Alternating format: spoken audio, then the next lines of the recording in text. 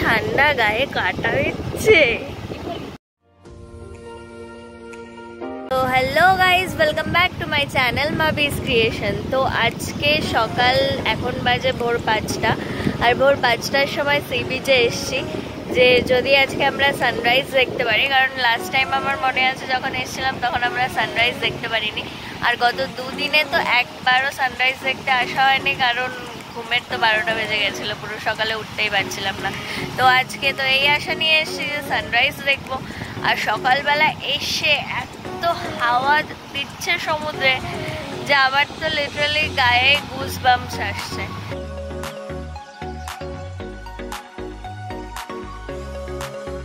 আর এদিকে সকালবেলায় রাস্তা থেকে শুরু করে সি বিচ সবকিছুই ছিল একদমই ফাঁকা।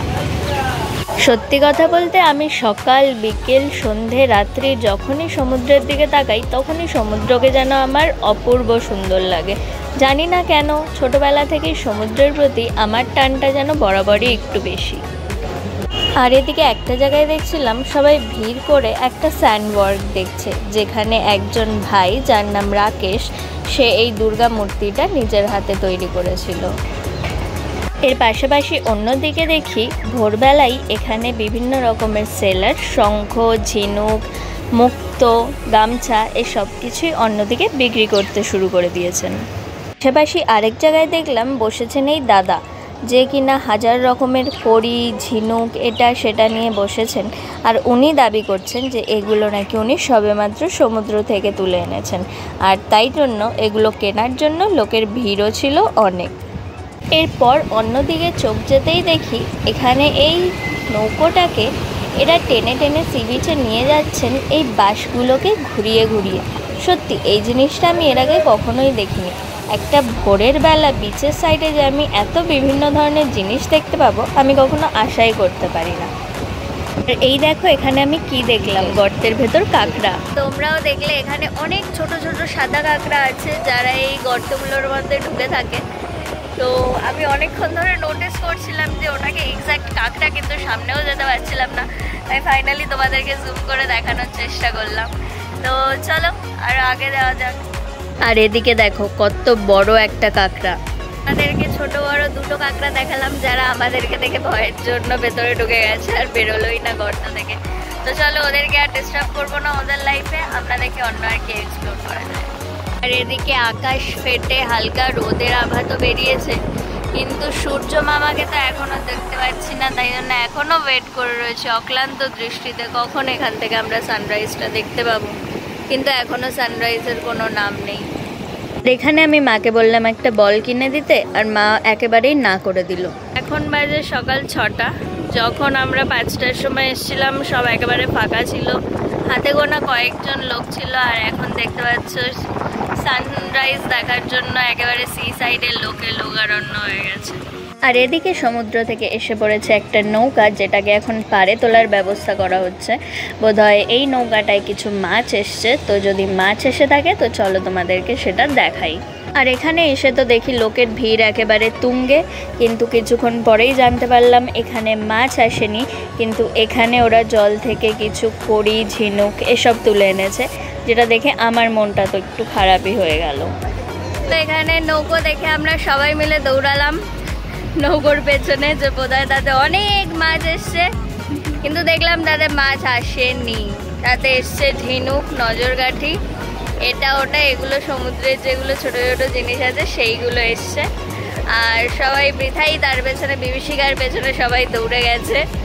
তো বললো আরেকটা নৌকা আসছে যার মধ্যে হয়তো মাছ থাকতে পারে, আর দেখা যাক যদি সেটা আসে আবার তার পেছনে বিভীষিকার মতো দৌড়াবো, আর যদি না আসে তাহলে রুমে গিয়ে আমি ঘুমোবো।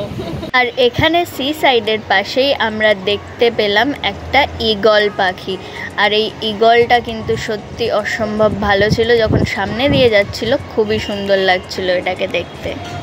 আর এদিকে তোমাদেরকে দেখাই, এদিকে ডিফারেন্ট শেপের, ডিফারেন্ট ফর্মের ভেরিয়াস কাইন্ডস অফ শঙ্খ এখানে বিক্রি করা হচ্ছিল। আমার তো এই বড় বড় শঙ্খগুলোকে খুবই ভালো লাগছিল, কিন্তু নিয়ে লাভ হতো না, কারণ এই শঙ্খগুলো বাজাতে অনেক বেশি এফর্ট দিতে হয়।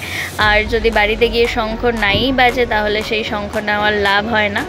তো এর জন্যই আর নিলাম না, কিন্তু দেখতে বেশ ভালো লাগছিল। আজকে সকাল সকাল ঘুম নষ্ট করে এসছিলাম সানরাইজ দেখার জন্য, আর নৌকায় করে মাছ তুলবে মাছ দেখার জন্য, কিন্তু না সানরাইজ দেখতে পেলাম না মাছ দেখতে পেলাম। আর অলমোস্ট 7টা বাজতে চলেছে, এখনও সূর্য আসেনি। তো আমার মনে হয় ওয়েদার একটু খারাপ বলে, বৃষ্টির পূর্বাভাস আছে বলেই সানরাইজ ওঠেনি। আর মাছ আনতে যারা গেছিল নৌকায় করে তারা বলল যে সমুদ্রের মাঝে 150 কিলোমিটার বেগে হাওয়া চলছে, তারা কেউ ওই পারে যেতেই পারছে না মাছ তোলার জন্য। তো দ্যাট ইজ ওয়াই এখানে মাছ ওরা দেখাতে পারেনি, আনতে পারেনি আমাদের জন্য। তো ঠিক আছে, এখনও অনেক দিন আছি পুরীতে, তো দেখবো ইন বিটুইন যদি আবার কোনো দিনও দেখার সুযোগ হয় তোমাদেরকে অবশ্যই দেখাবো। তো ফাইনালি আজকের লাস্ট নৌকা এখানে চলে এসছে, যদি মাছ থাকে এখানেই থাকবে, আর যদি না থাকে তাহলে আর থাকবে না আজকের মতো। তো চলো দেখা যাক মাছ আছে কি নেই। তো ফাইনালি আমরা এখানে কিছু মাছের দেখা পেয়েছি। এখানে খয়রা মাছ ছিল, বক মাছ ছিল, একটা কাঁকড়া ছিল, আরও কিছু কিছু মাছ ছিল যাদের নাম আমি জানি না, কিন্তু সব দেখতে ভালোই ছিল। ফাইনালি যেটা লাস্ট নৌকোটা এলো ওটার মধ্যে কিছু পরিমাণ মাছ ছিল, তোমাদের সঙ্গেও শেয়ার করলাম। শার্টিন মাছ, খয়রা মাছ, বক মাছ, এটা ওটা আরও অনেক মাছ যেটার নাম আমি জানি না। একটা কাঁকড়া ছিল তার মধ্যে। তো এইটুকু জিনিসকে ঘিরে ওখানে প্রচণ্ড ক্রাউড হয়ে গেছিলো, এ ওকে ঠেলছে ও ওকে ঠেলছে, তাই খুব বেশি ভালো করে কিছু দেখাতে পারলাম না। তো সানরাইজ আজকে আর উঠবে না, নেক্সট আবার কোনো দিনও ট্রাই করবো সানরাইজ দেখানোর জন্য। আজকে অ্যাটলিস্ট দুটো জিনিস দেখানোর ইচ্ছা ছিল, একটা মাছ আর একটা সানরাইজ। তো মাছটা অবশ্যই দেখাতে পেরেছি। তো ঠিক আছে, আবার পরের দিন সানরাইজ দেখা যাবে। আজকের মতো ব্লগটা এখানেই এন্ড করছি। ভিডিওটা তোমাদের ভালো লাগলে অবশ্যই একটা লাইক করে দিও, নিজের ফ্রেন্ড ফ্যামিলি মেম্বার সবার সঙ্গে শেয়ার করে দিও। আর যদি তুমি আমার চ্যানেলে নতুন হয়ে থাকো চ্যানেলটাকে সাবস্ক্রাইব করতে ভুলো না। আর ভিডিওগুলো কেমন লাগছে কমেন্টে অবশ্যই বলো, তাহলে আমি মোটিভেশন পাই। তো চলো দেখা হবে পরের কোনো ভিডিওতে, ততক্ষণের জন্য টাটা।